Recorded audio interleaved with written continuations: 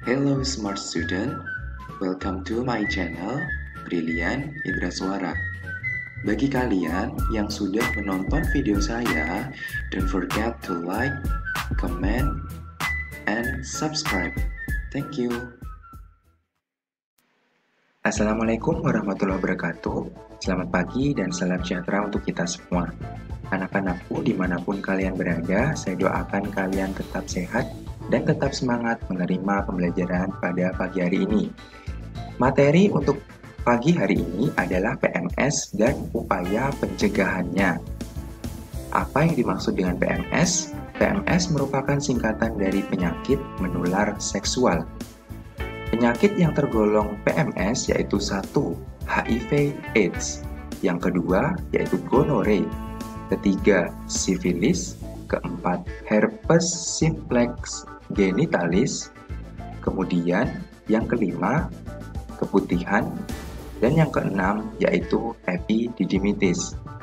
Bagaimana penjelasannya? Simak video berikut ini.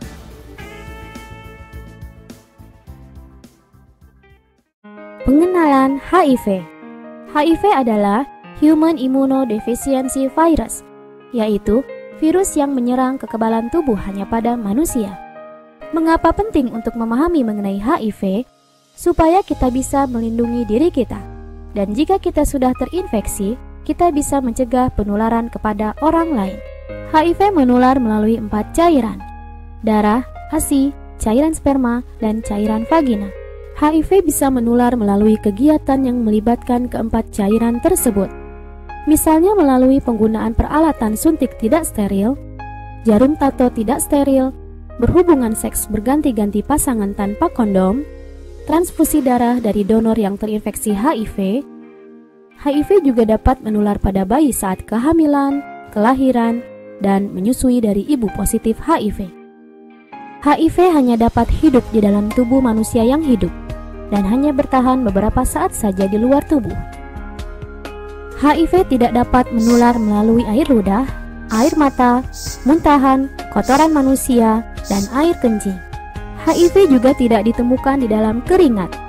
HIV tidak dapat menembus kulit yang utuh dan tidak menyebar melalui sentuhan dengan orang lain yang terinfeksi HIV atau sesuatu yang dipakai oleh orang terinfeksi HIV, seperti penggunaan perabot makan atau minum bersamaan dan penggunaan toilet atau air mandi bergantian. HIV tidak menular melalui gigitan nyamuk atau serangga penghisap darah yang lain. Belum ada kasus penularan HIV yang terjadi melalui kegiatan sehari-hari. Tubuh kita memiliki kemampuan untuk melawan benda atau makhluk asing melalui sistem kekebalan tubuh. Perlawanan terhadap benda atau makhluk asing ini biasanya dilakukan oleh sel di dalam tubuh manusia yang disebut sebagai CD4. Setelah masuk tubuh kita, HIV menginfeksi sel CD4 dan terus menggandakan diri. Kemudian HIV baru hasil penggandaan menginfeksi sel CD4 lain, dan siklus ini terus berjalan. Saat HIV menggandakan diri, sel CD4 dirusak dan menjadi tidak efektif dalam memerangi infeksi yang masuk ke tubuh. Penyakit gonore. Penyakit gonore disebabkan oleh bakteri. Bakteri yang menyebabkan penyakit ini adalah bakteri Neisseria gonorrhoeae.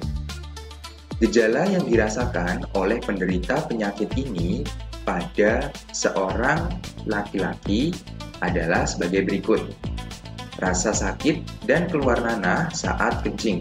Sedangkan pada seorang perempuan, gejalanya adalah keputihan berwarna kuning hijau. Penyakit ini juga menyebabkan kebutaan pada bayi yang baru lahir. Sifilis. Penyakit ini juga disebabkan oleh bakteri. Bakteri yang menyebabkan penyakit sifilis adalah bakteri Treponema pallidum. Gejala pada penyakit sifilis adalah luka di daerah sekitar kelamin. Penderita ini juga dapat mengalami kerusakan di bagian organ tubuh lainnya dan menimbulkan kerusakan.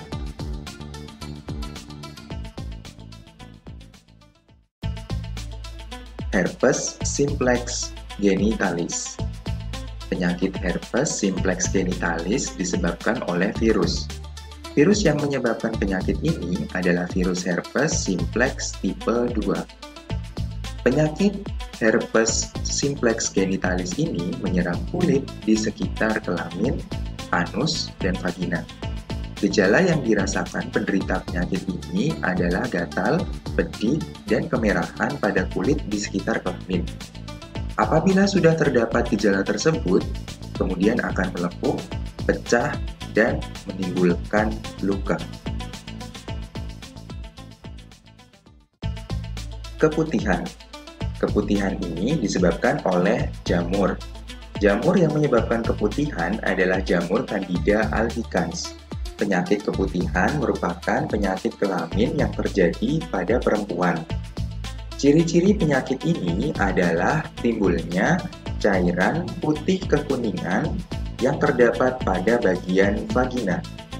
Cairan tersebut bersifat encer atau kental, berbau tidak sedap, dan dapat menyebabkan rasa gatal pada vagina.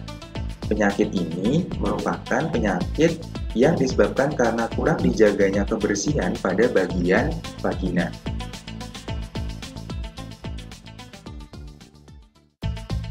Epididymitis.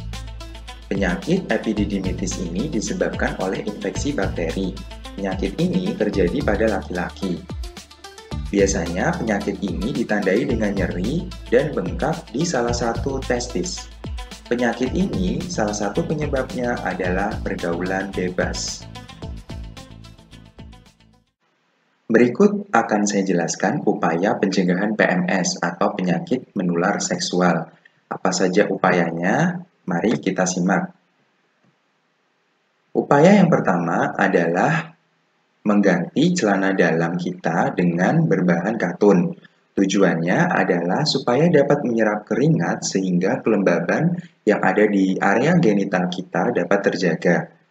Kemudian yang kedua adalah membilas bersih organ reproduksi. Biasakan membilas dengan bersih organ reproduksi setiap selesai buang air kecil maupun buang air besar. Selanjutnya, keringkan sisa air yang masih menempel di kulit dengan menggunakan tisu atau handuk hingga benar-benar kering. Ini akan dapat mengurangi resiko terjadinya infeksi oleh jamur pada bagian organ reproduksi. Langkah yang ketiga yaitu mengganti celana dalam 2-3 kali sehari. Berikutnya yang keempat, mengganti pembalut minimal 2-3 jam sekali. Bagi kaum perempuan yang sedang mengalami menstruasi, gantilah pembalut sesering mungkin.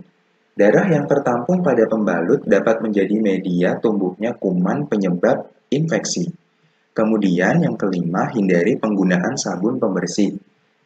Bagi kamu yang perempuan, hindari menggunakan sabun pembersih daerah kewanitaan dan panty liner secara terus-menerus.